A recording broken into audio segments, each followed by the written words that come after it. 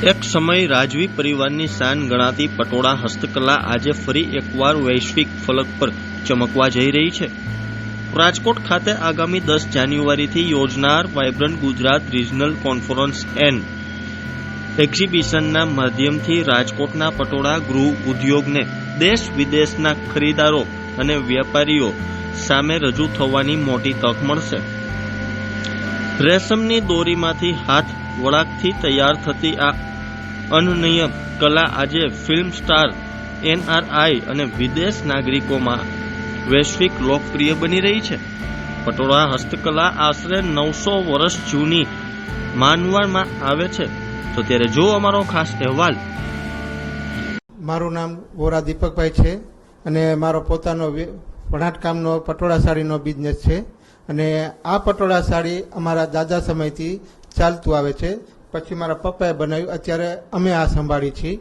અને પટોળામાં પેલા રાજકોટી પટોળા બનતા હોય છે, ત્યાર પછી ધીરે ધીરે એમાં માંગ વધતી ગઈ, પછી સેમી એક જ પટોળા ચાલુ થયા. અને ત્યાર પછી અત્યારે નવો ટ્રેન્ડ નીકળ્યો છે ટીશ્યુ પટોળામાં.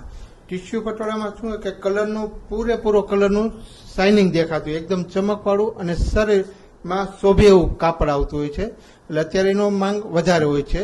અને રાજકોટમાં વર્ષોથી બનાવતા આવે છે. પેલા રાષ્ટ્રીય શાળામાં બનાવતા હતા, અત્યારે હાલમાં પેડકમાં બનાવે છે. અને પટોળાની માંગ દેશ વિદેશ સુધી પહોંચી ગઈ છે. આજથી ફિલ્મ સ્ટારોથી માંડીને અત્યારે પટેલ લોકમાં, લગ્ન પ્રસંગમાં તમામ વર્ગો અત્યારે પહેરવા માંડ્યા છે. પટોળા એક શુભ વસ્તુ ગણાય છે પ્રસંગમાં પહેરવાથી, અને વર્ષોથી પહેરતા આવે છે. રાજા મહારાજ તો પેલા પહેરતા જ હતા, પણ હવે બધા સામાન્ય લોકો પણ પહેરવા માંડ્યા છે. જનરલી તો બધા છે ને એક કસ્ટમર માની લે પટોળું લઈ ગયા હોય તો એનાથી બીજું આવતું હોય છે. એવી રીતે પહેલાના સમય ગ્રાહક બંધાતા હતા. પણ હવે જે આપણે ઇન્સ્ટાગ્રામ, યુટ્યુબ, ફેસબુક ઉપર માધ્યમથી જે અમે મૂકતા હોય છે રીલ બનાવીને, તો એનીથી પણ કસ્ટમર ઘણા આવે છે અને માંગ હોય છે. એટલે અમને સારી સફળતા છે કે પટોળાનું હવે માર્કેટિંગ વધી ગયું છે એમ પહેલા કરતા. જે સામાન્ય જે સાડી બેનો પહેરતા હોય છે 500, 1000, 1500 વાળી, એ નોર્મલી આપણે 6 મહિના, વર્ષ, 2 વર્ષ કે 5 વર્ષમાં ટકાઉની દ્રષ્ટિએ એ બધી ઓલી થઈ જતી હોય. અને જે પટોળું છે ને એ વર્ષો સુધી ચાલ્યા કરે છે. એનો ટકાઉ, એનું કલરકામ અને એની ગુણવત્તા એ વર્ષો સુધી જળવાઈ રહી છે અને વ્યવસ્થિત હોય છે. અને એ રેશમના જે કીડામાંથી જે રેશમ બને છે એ એનું જે ગુણવત્તા છે કે આ વર્ષો 100 વર્ષ સુધી આને કશું થતું નથી. જે સાદી સાડીમાં હોય છે ને એ તો નોર્મલ પ્રિન્ટેડ થતી હોય છે કારખાનામાં, અને પટોળું છે ને એ પ્લેન દોરામાંથી એની ઉપરથી ડિઝાઇન બાંધવામાં આવે છે. પછી વારંવાર યલો, ગ્રીન, બ્લેક એવા કલર વારંવાર ચડાવવામાં આવતા હોય છે. અને પછી હાથ વણાટમાં એનો ઉપયોગ કરીને અને પછી પટોળું થતું હોય.